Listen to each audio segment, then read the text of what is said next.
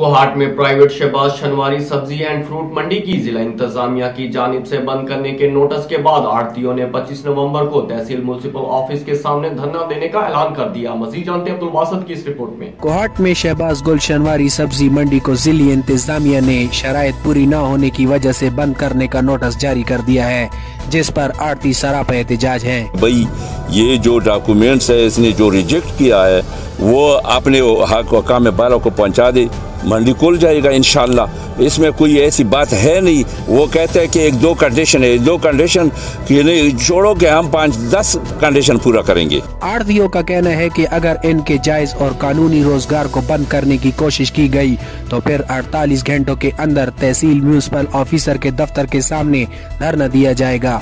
25 तारीख को हमारे तमाम आढ़तियों ने मशावरत की है।